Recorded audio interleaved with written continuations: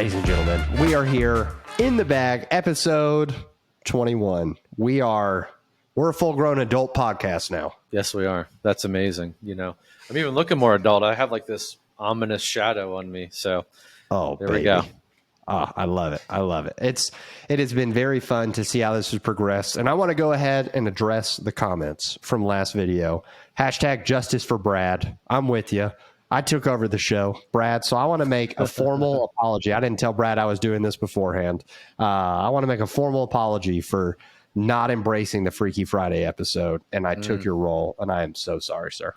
That's okay. I'll be honest. I didn't even read the comments, so this is a surprise to me. So I'll go back and read them. But thanks, everybody. Good to be back in our normal seats. The expert in his seat and a guy just throwing disc in the field and getting sweaty in this seat. So come on. And I will say, you go back and read them because we have some All Business Brad fans, especially in the comments. So people were pumped, and we are glad. This podcast wouldn't exist without Brad. Let's just call it A, what it is, and B, it is an honor to be part of the Friday crew with you, holding it down.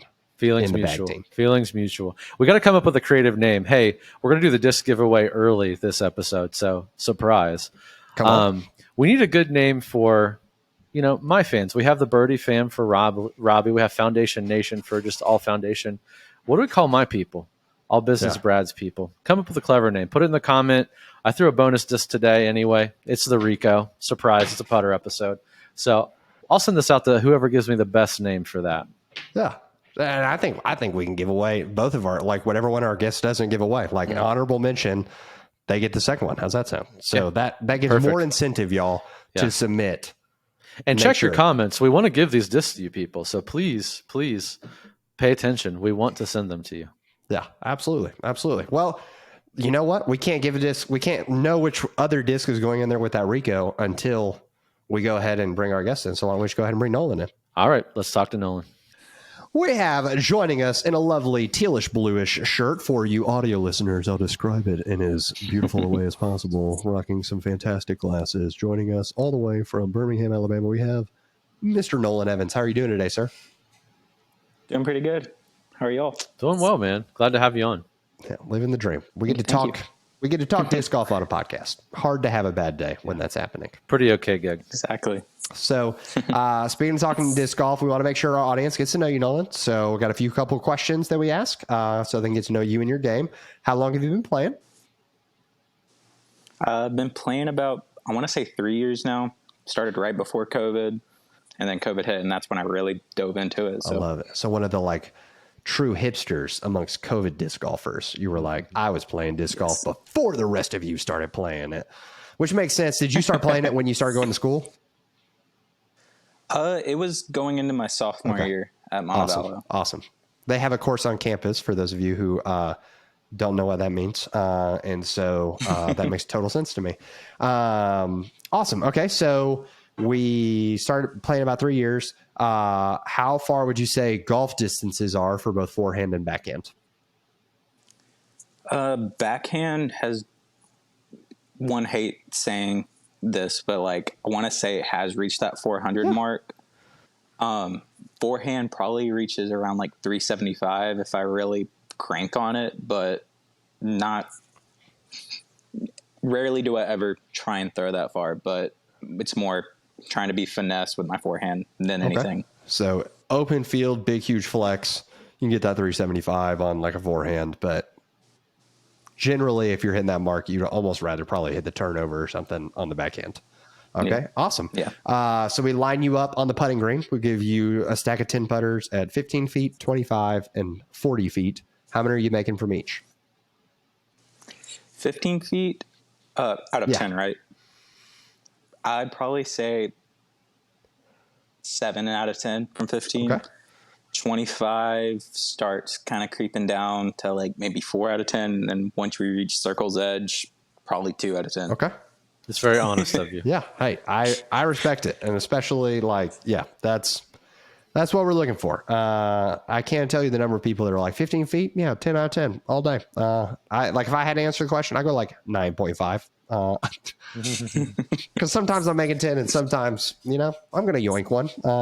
Ricky Wysocki misses 16-footer this weekend. So We all Just can. saying, y'all.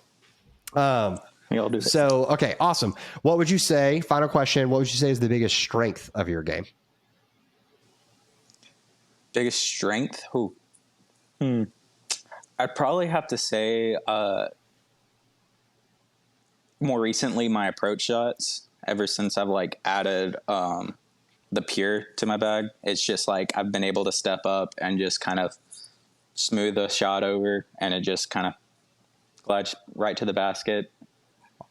And I usually have a tap in from there. Awesome. Okay. That's fantastic. Well, especially because we're talking about putters today. So that is going to be a fantastic, and knowing, we'll dive into more of that shot when we get down there. That way, Brad, you can have a little more detail as you're describing these discs, maybe as a counterbalance to it.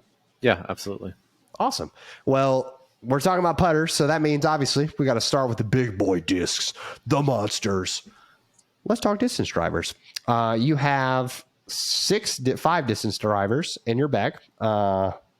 Arguable if the PD counts as the distance driver.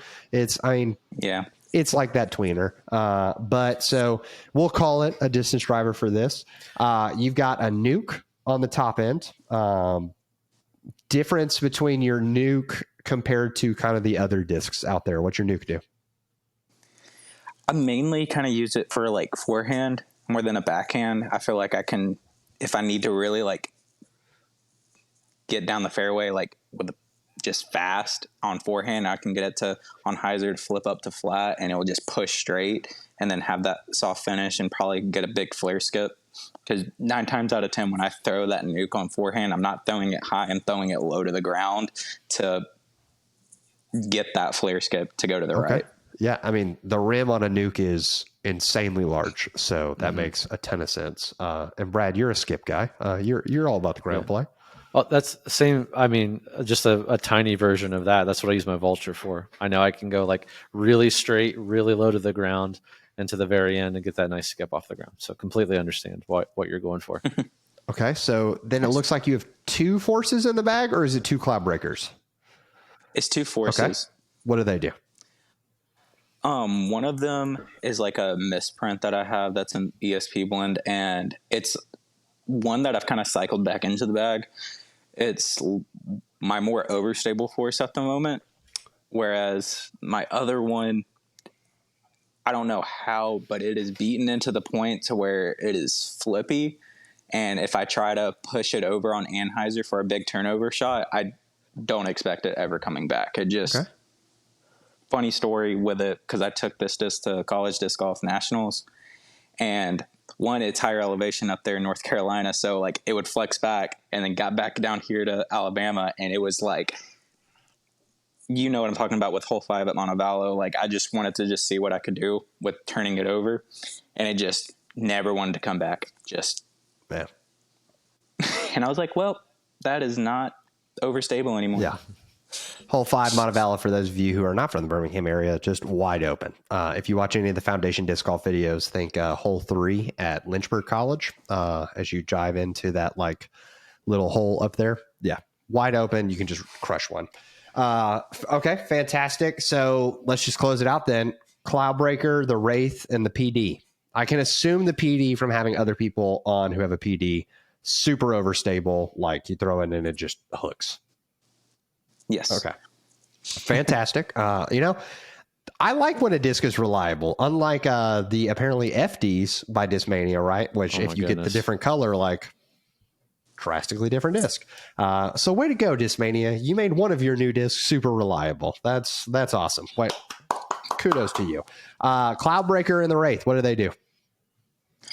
Cloudbreaker, I feel like for me is a little bit, right now it's kind of closer to the force that I have that is a little bit less stable than a normal force. So they're very similar in flight. I feel like it has a little bit more flip, and like if I'm throwing it into a headwind, won't come back, whereas if I threw my force, would come back. Okay. Kind of a thing. And the Wraith, actually, for me, it's a little bit of a lighter weight end Wraith. So if like no wind, nothing, long hole, I'm pulling that out, just huge hyzer flip, flex shot, get down the fairway. Okay. So the Wraith is like very situational because of it being a lighter Yes. weight. So have you ever thought about getting just a lighter weight force or something like that? I have actually, but it's very hard to find a force that is below 170.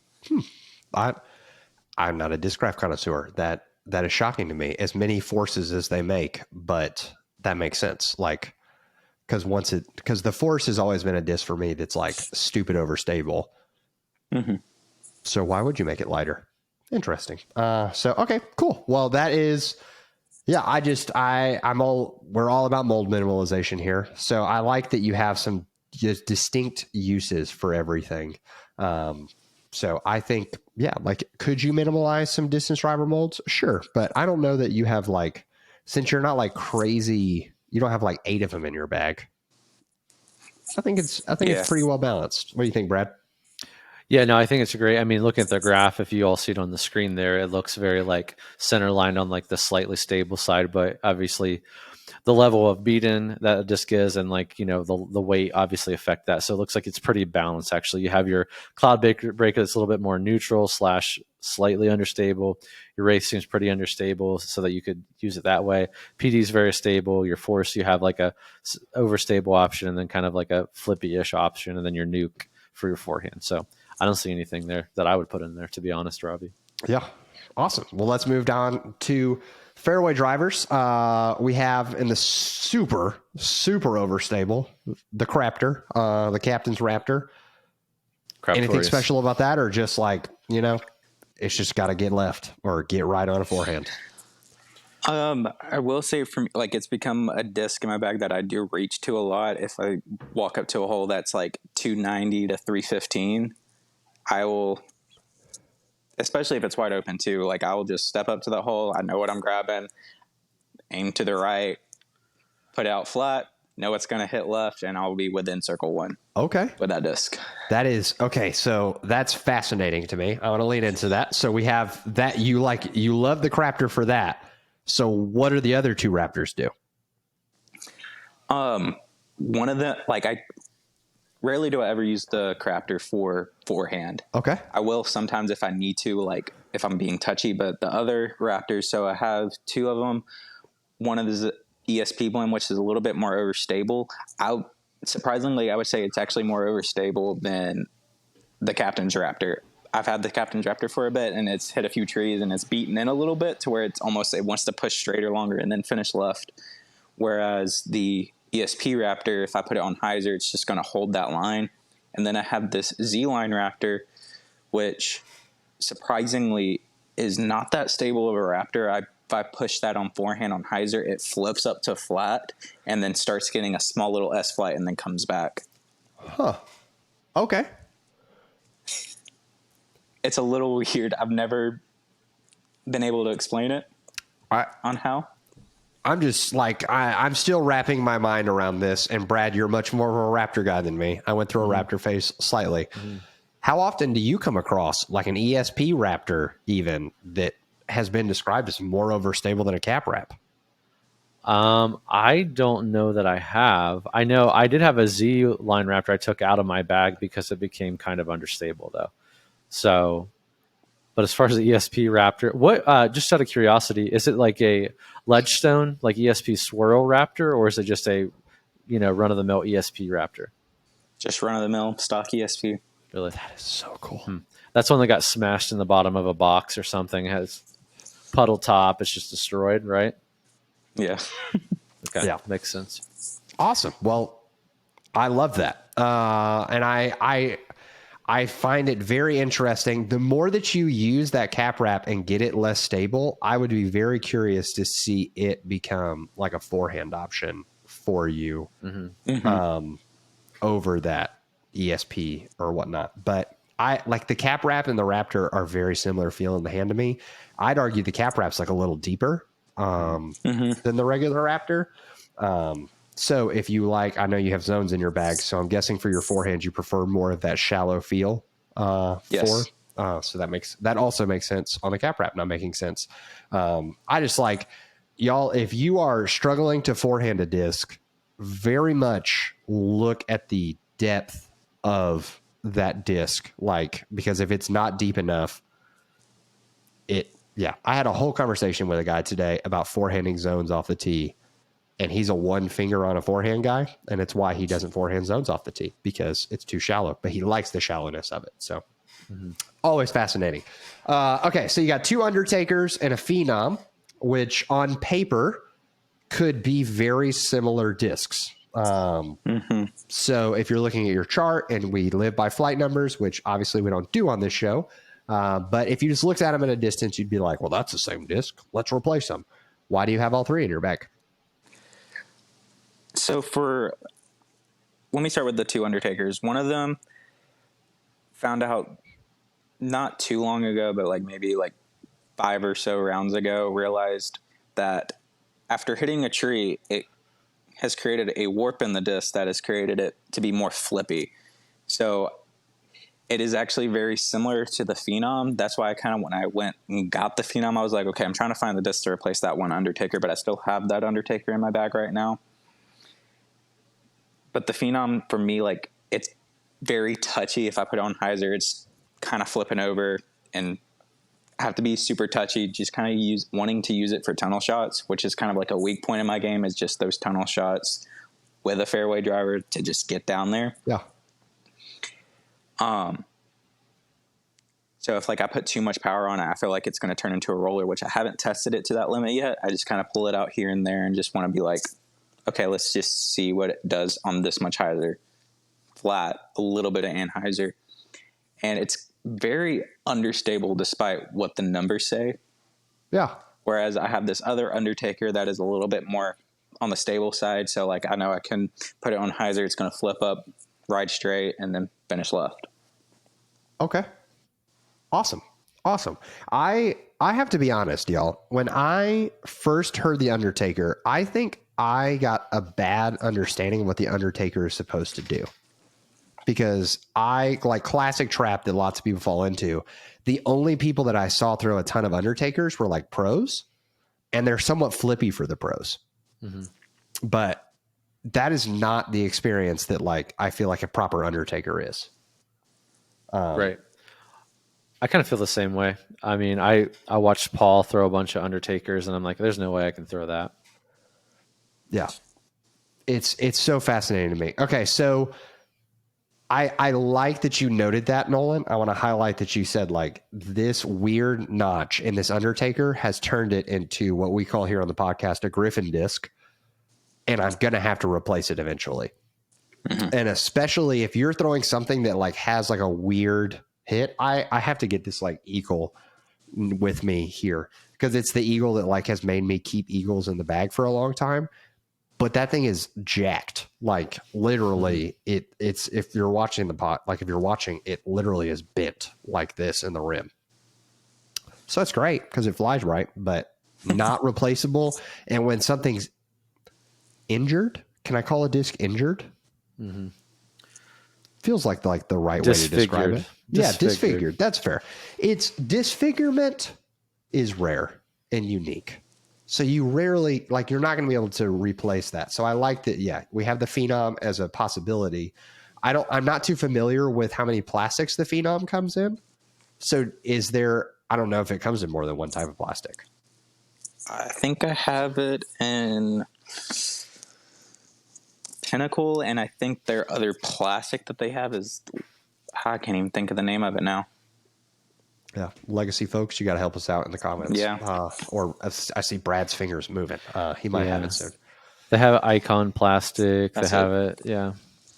So I just think there's a world I would lean into that Phenom. And there's a world that like, it doesn't sound like the Undertaker is this like staple for you necessarily. So who knows? Maybe the Phenom could be, that's another tip for people is like, just because you like something doesn't mean it always has to be there. A disfigured disc might be the gateway that you've been looking for. So let's close out with the Evader real fast. Why is the Evader in the bag?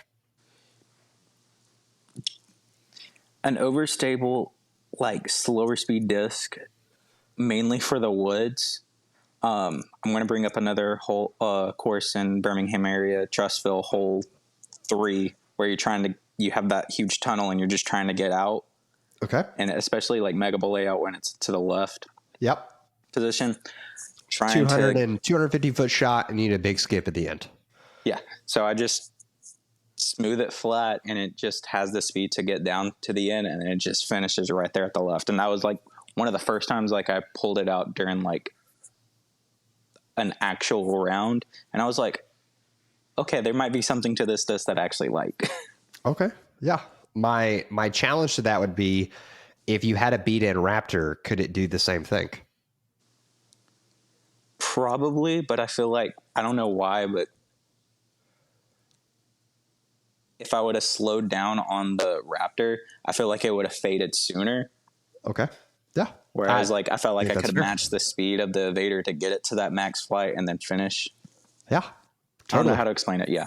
No, I mean, that makes total sense to me. When we move up in a disc speed, the wider rim requires more spin to actually fly correctly, and the Raptor is overstable. So if you don't throw it with enough spin, it's going to be more overstable. Mm-hmm. So that makes total sense to me. Yeah, I think you've got a good lineup in mid-range or in fairways. Let's move on to mids. Sound good? Sounds good. Okay. We got, so this would be a hot take by some. You have 2 Rock 3s and you got 2 buzzes. Yes. Why'd that be? So again, I was kind of looking at flight numbers when I added the Rock 3s back into my bag. They used to not be in my bag. Then I added it back in. And I had this old Champion Rock 3 from when I first started off. And when I threw it back in the bag, I was like, okay, I remember why I like the Rock 3. I would throw it and it would hold that hyzer line for me better than any of my buzzes would. However, more recently, the 2 Rock 3s that I have, they've been flying more similarly to a buzz, where on some days they're more overstable, some days they're hyzer flipping and pushing straight and never coming back left. And I'm like, okay, I just need to find something different than the Rock 3 for that overstable mid-range slot. But then I look to my zone, which is that mid approach putter disc. And I'm like, maybe I could replace my zones with the Rock 3s, kind of a thing. Interesting. Okay, so do you find yourself throwing the buzzes often, or are you just leaning on the Rock 3s? Like, is one of your buzzes somewhat beat in to where it's not as flippy as the Lobster, but it's still gives you some turn? Yes. I have a Z-line buzz that I put on the tiniest bit of hyzer, and it just flips up the flat and kind of gets this slight little coast to the right, but then it mainly just pushes straight and then falls down. Okay. So my suggestion, Brad, you tell me if this feels wacky. My suggestion would be to pick either rocks or buzzes for a couple weeks, maybe even a couple months, and just take the other option out of the bag. Like, if you have this flippy buzz that's beat in, you're never going to get your Rock 3 there, because every time that you would start working one of the Rock 3s to do that, you have buzzes taking wear and tear away from your rocks. But at the same time, if you love the flight of your buzzes that you already have, then maybe look at like a Buzz OS or something like that that still has a similar hand feel, but is going to fly differently. When you have 2 discs like that sit so evenly with one another, and you're even describing it as some days they fly like my buzzes and some days they're more overstable. Now we're getting into the doubt of, I should have thrown the buzz on that hole. Or you pick up the buzz because the Rock 3 flew weird, and then you're like, I should have thrown the Rock 3 on that hole. And and the similar buzz to Buzz OS, you can go Rock 3 to Rock X3, which would fly much more in that like overstable slot you're talking about. Like the Rock X3 is always going to hook, as opposed to, I agree, sometimes, especially newer run Rock 3s, very straight. If you want like the overstable Rock 3s, you're looking for like the 2-time Macbeths, the 3-time Macbeths. Those, back in the day, Rock 3s were super overstable. The modern Rock 3 is not. So that would be my suggestion. Brad, what do you think? No, I think you're making a good point. I would say stay with one or the other. They both, like in the same mold family, both have other options that can cover the spots that you're looking to cover. And for me, it's hand feel. Like, I really, really, really, really want to like the Rock 3. I just don't like how it feels. I can't get past that. So it's just weird to me, or unusual, that you don't mind either one of them, I guess, or don't prefer one or the other. Probably, if you're really honest, you would prefer one or the hand feel one of the other, right? Yeah. Yeah, and it doesn't have to be the rock. You can be a buzz guy. I think that fits the vibe of the rest of your bag. Similar plastic to what you have in the rest of your bag. And that the buzz, I would say the buzz is more available in terms of like if you're going rock, if you're a rock guy, you're looking at the KC Pro rocks for the flippy version. You're looking at DX rocks for the flippy version. Buzz, I mean, you can get a Buzz SS, similar hand feel. It's going to turn more. That might, and if you lose your beat in buzz that you have, a Buzz SS could fill that slot immediately because it's not going to be as flippy as your lobster. Yeah. So to me, I think it's worth the challenge of just saying, okay, this is until November, until December. Like when it gets cold, discs are going to fly differently anyways. But here in the South, like you can play pretty much evenly and nothing's going to change till end of November. Mm-hmm. I'd be very curious if you committed to until Thanksgiving. I'm a Barack guy or I'm a Buzz guy. And especially with local shops, you can find Rock X3s and Buzz SSs, Buzz OSs, stuff like that. So very, very possible. So that would be my big suggestion there. Let's move on to the putters because we got some exciting things here. I'm going to let the two of you talk zones because I cannot relate. You got two zones in the bag. What kind of zones do you have? One's a TI zone, and the other one is a OG Get Freaky. Okay, that's awesome. Yep. The OG Get Freakies are definitely my favorite. That's what I bag. Yeah. So that's what I lean on heavily. And then so I'm trying to cover multiple spots with my zone, but different plastics, kind of like what we're talking about earlier. So like my Get Freaky flies a little bit more overstable. I have a Photon, the UV plastic zone. We're talking about buzzes. It flies a little bit more neutral. I feel like I can give it some more juice if I need to throw a longer shot and it'll stay straighter longer before it fades out. And then I have a Jawbreaker one. I'm just like intentionally trying to beat up so it's a little less stable, a little bit more straight. So that's kind of what I'm looking at. How's your TI one? I don't know if I've ever thrown a TI zone. My TI zone is a lot more overstable than the Get Freaky at the moment. Mm-hmm. Okay, that's interesting. That might be, I was trying to kind of find that place with my zone, but I ended up moving up to like a Bobcat, just like slightly a little faster. That was a little bit more overstable to kind of fill, because it's only a 5-speed, so it's still kind of filling that same gap for me, but like definitely more overstable than my Get Freaky. Nice. So yeah, okay. So and are you backhanding your zones, or are you only throwing forehand? Backhand and forehand. Okay, that's where I struggle. I don't like the backhand mine. So, do you backhand the Bobcat? Yes. Okay. So I think it's a little bit deeper than, not that the zone's shallow by any means, but I don't know, it just feels a little bit better on backhand.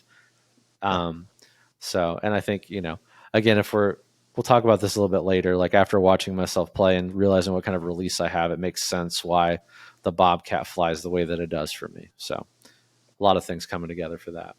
Yeah. And it really looks like, and this is probably why we're talking about this category today, it looks like you have some gap as far as like a throwing putter slot. Obviously you're putting with your P2s, right? So you have your pure, looks like your pure is like your workhorse for all things turnover / straight at the moment. Am I correct? Yes. Okay. What kind of plastic is your pure? Yeah. It's a Opto Pure. Okay. That's interesting. Okay. So what makes you pull out your pure and not your buzz? Distance. Because something I found out with this Opto Pure, it, like, if I'm just, in a way, like, I kind of stand up and, like, mainly throw at standstill, especially when it comes to approach shots, and it's just trying to laser it as flat as I can and, like, aim a little left to the basket, knowing that's going to turn to the right a little bit, where I'm not giving it a lot of height because it's just going to die when I put it that low. Whereas if I am trying to, like, get a little bit further with it, that's when I would step up to the buzz for that shot. But I mainly kind of use it for those up shots, almost kind of how Robbie uses his polecat to just from a certain distance to kind of like, in a way, give it a chance to go in. I feel like I've found that confidence with the pure to where I can do that, and I usually pretty close with it. Yeah. And then, so for anything that you need to be like overstable from a backhand perspective, or you need to forehand, you're going to your zone Yes. for that distance. Okay, that makes sense. And then, so what we're kind of talking about today is we're kind of like leaning into that neutral / slightly overstable throwing putter slot. That's kind of where we're going today. Cool. So before we dive in, Robbie, did you have anything you needed to add in there? No, I think it's for people, especially when you start getting some distance and you've got plenty of distance, having a putter that you can, for lack of a better term, yam on and like really put something into is underrated a lot of the time. And so I think especially as like a heavy discraft bag, we could easily look at like a Luna or something. But I found Luna's hard to replace like the same run of Lunas as a throwing putter. So I want to find the people's Luna, something that's more readily accessible. And that's what I have Brad kind of look for today. Yeah.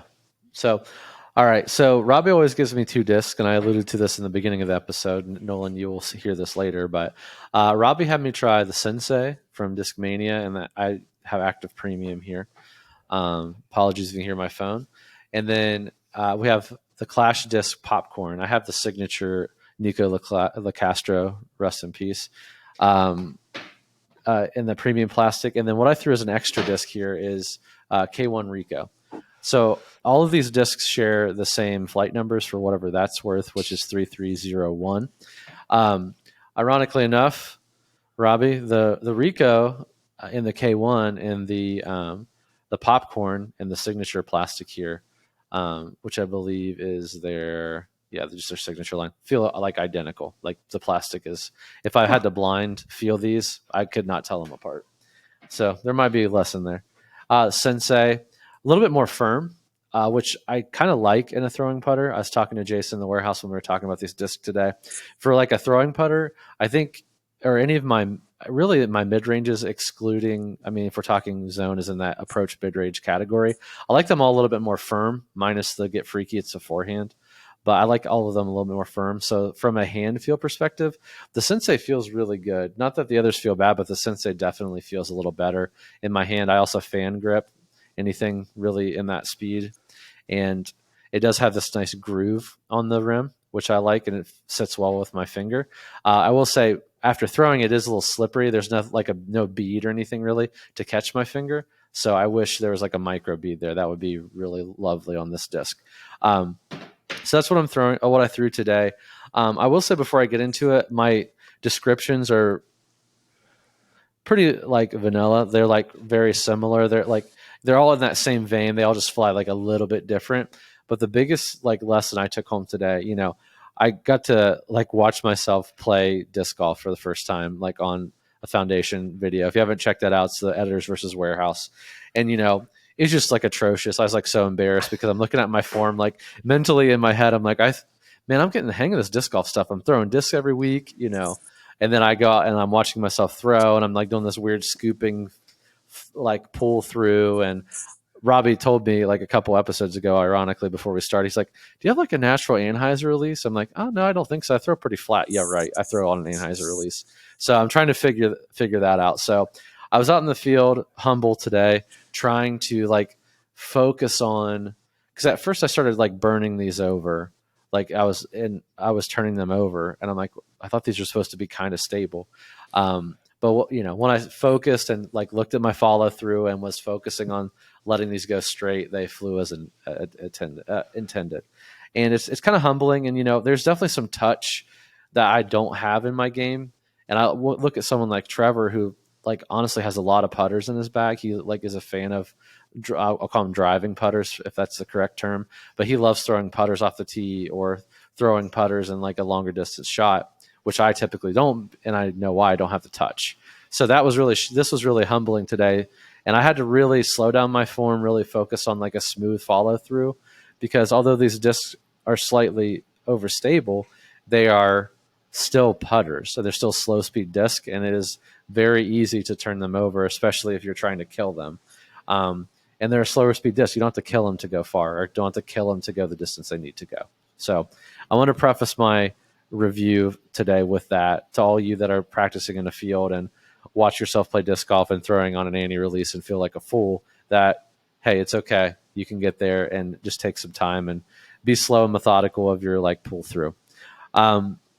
Now that I'm off my soapbox, let's talk about how they actually flew when I threw them correctly. So it was very interesting. Really, the Sensei and the Popcorn are really against one another today, per Robbie's recommendation. But I'll throw in like stuff with the Rico as well. So really, to me, whether I'm throwing these on backhand, whether I'm throwing them on Anheuser, whether I'm throwing them on Heiser, they kind of do the same thing. On flat backhand, Sensei and Popcorn are both going pretty laser beam straight. The Popcorn, on occasion, it was like 50-50 for me, and I know it's like user error, not the disc, but it would occasionally just land pretty dead straight. Maybe like slightly left on right hand backhand, or it would actually turn a slight bit at the end if I hit it with like a little too much power. So it was pretty neutral disc, really, especially in this plastic. It might just be this plastic. Sensei definitely had some stability to it, so I did feel like I could hit the Sensei a little harder, and it did go noticeably, I mean, maybe 20 feet farther every time comparatively to the other two discs, and it definitely would, on flat backhand, go pretty straight and then hook up like at the end. And when I say hook up, I mean like barely, but it did have a stable finish at the end. Rico was probably right in the middle of both of those. It was like pretty straight with like a tiny bit of fade at the end. So all relatively, but the Sensei definitely was definitely more overstable than the other two. If I threw this like Heiser on a Heiser release backhand, I definitely could get all of them to flip up, so they weren't so stable I could get them to flip up. It definitely took a little bit more oomph to get the Sensei to like flip up and carry the way I wanted it to before it dumped out at the end. Popcorn just kind of kept it flipped up and kind of kept that straight line. And again, I was struggling with how much power and the finesse I hit with these discs with today. The Popcorn would even flip up flat and kind of carry a little bit to the right if I wasn't careful, or land fairly straight. Rico, again, was a nice blend of both of those. It would flip up and just go pretty straight for me. Anheuser. So what's cool about the Anheuser release on these discs for me today is like that's a shot I do not have, and I'm envious of like Trevor is very good at this. Is taking a putter and getting like a smooth like left to right Anheuser. I will say all of these discs were stable enough that I didn't like burn any of them over when I did an Anheuser release, but that's the Anheuser shot I was trying to give all of them, was like this big, like high nose up, like left to right turnover shot. Sensei did it really well. I mean, it really did a great job at that because it had enough stability that it stabled up at the end and kind of landed flat, versus like the Popcorn did, but again, just felt like I wasn't getting the right angle on it necessarily. Like sometimes it'd be too shallow, sometimes it'd be too high. Rico did a decent job at it as well, kind of just enough stability to go left to right and pan out and hit on its bottom of the flight plate. So I will say, just forehand note, I did forehand all these discs, and Sensei is sneaky good on forehand, by the way. Yes. Sneaky good. I did it kind of as like a troll thing. I'm like, yeah, I'm going to throw all these forehand. Hey, we know what these did, right? But I threw it and I looked over at Jason. I'm like, this Sensei is sneaky on forehand. Like, again, I'm not like putting a lot of power in these, but just like a nice touchy forehand. This thing went a decent distance. I mean, I didn't get any of these putters past like 225, 230 for me, but the Sensei on forehand, I got it to go just as far as I did on backhand on forehand. Popcorn, I would never forehand. I mean, that just was hard. It definitely turned over. And the Rico, I mean, it was okay. It went pretty straight. But yeah, Sensei is sneaky good on forehand. And like where the rim shape is a little different, it was very comfortable too. I was surprised how comfortable it was to forehand. So that's where I am with that. I guess if I'm looking at your bag, Nolan, and I'm like, hey, what is, for me, what I like, and tell me if this is wrong, Robbie, but what I like is, I like knowing that a disc isn't just in there for one shot. I like to know that it's in there for like multiple shots. Amen. I think Maybe for you, it's funny. I was thinking when I saw your chart here at the beginning, Nolan, is like, I looked at him like, I bet you he's been playing for like 3 years or a little more than 3 years. Just based on your bag selection, how much your discs are to the left of the graph on the more stable side versus understable. I mean, I think that's like maybe a telltale sign of how long you've been playing. Mine are definitely more toward that 0 to like understable side of the chart. So I think for you, the Sensei will probably handle like some of your arm speed, but also you obviously have some finesse with the pure, so that'll be fine. But it definitely will be a little bit more overstable. I think you'll be able to throw more shots with it. The popcorn worries me because if it was like slightly understable for me, what's it going to be like for you? And then again, the Rico, I like the Rico. I like how the Rico feels. I just don't know if it's like the solution for what we're trying to fill in your bag. I think this will give you like a nice turnover shot you can throw. I think it'll give you a nice straight shot that'll have a reliable finish. That maybe you don't want to throw your zone. Maybe it's like you don't want that flare skip at the end. Maybe you want to throw something that's a little overstable that will finish to the left. That's not going to skip around on you. So for me, Robbie, I think the Sensei makes the most sense, but I'll throw it back to you for your impressions. Yeah, I mean, I think of, we have a hole that Nolan can play quite often. Hole 1 at Montevallo it says it's 280 feet. I think it's closer to like 260, but that's fine, whatever. So if you're stepping up to that hole, I'd imagine it's a pretty firm pump with your Get Freaky if you try to get your Get Freaky all the way down there. And so then you're either like, am I throwing a full power Get Freaky, or am I coming off of a Rock 3 or coming off of a Buzz? Does that feel right in that range? Yeah, that's usually what I'm throwing on that hole. I usually step up to it. I'm like, okay, just full pump with Get Freaky, and usually 15 feet, circle one somewhere around the basket. Or if I just kind of power down, go to my Buzz, for the most part, I kind of throw that straight shot right at it. And then sometimes go a little long. Yeah, and it's tough because any time that we're stepping up to a hole and we're having to throw full power, the repeatability of that is low. And this hole also has OB on the right side if you pull it too far right, and then it has OB if you fade out too far left. Like, both of those on a full power shot can actually come into play much faster than you would anticipate. So what's beautiful about this is you can still throw it basically full power, but what you're adjusting is the hyzer angle of it to determine, is it going to flip up that much? Or like, you can still throw it with some pretty good juice, but you don't have to like speed gauge it when you're throwing the disc. So I think having a good throwing putter is huge for that, especially if you already like love throwing zones or you love throwing that overstable putt and approach. This is a great transition. So I think the Sensei would be a great fit to your bag. Have you thrown a Sensei before? I have not. Awesome. So with that in mind, would you be willing to try the Sensei out for a couple weeks and then come back on and let us know how it flies for you? Yeah. Heck yeah. Dude, come on with it. Well, Nolan, we want to say thank you for coming on the bag, man. Hopefully it wasn't too painful having us break it down and maybe gave you some food for thought. I will be curious to see if you take the advice on the rocks or the buzzes, which one you end up with and how that goes for a couple weeks as well. So when we have you back on, would definitely love to hear if you took that challenge on or not. And if you did, how's it going? So Nolan, we appreciate you, man. And thank you for coming on. We look forward to having you on in a couple weeks. Of course. Thank you all. Wow. For those of you who are not watching, Brad and I both got struck by illness. Like Brad was giving his breakdown, and I am just like, my nose just starts running, and then we start talking to Nolan, and Brad gets hit with a cough attack. It was crazy, y'all. So if you look at the footage very closely, you'll see one tiny tear running down my face from holding in a cough. So someone clip that. That's going to be great. So you know what is sick, Robbie? What is sick? Some of the discs we got in the warehouse. Look at that transition. Oh, my gosh. That's like a U transition. Okay. Dude, that was clean. Thanks. I'm working on it. So discs in the warehouse. We have one of every mold of Lone Star discs. So fantastic. Love it.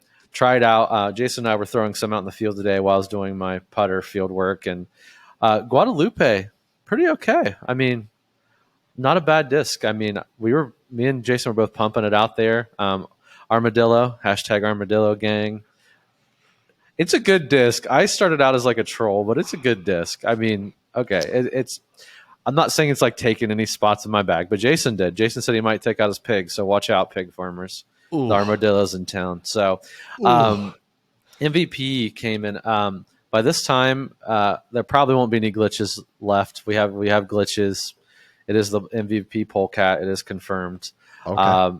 Hunter and Connor both put one in their bag today. So we'll see how that goes. Are you kidding me? Yeah. They are slandering the polecat name, and they're putting glitches in. Oh, I know. I will have words. Yeah, please do. They're out of control.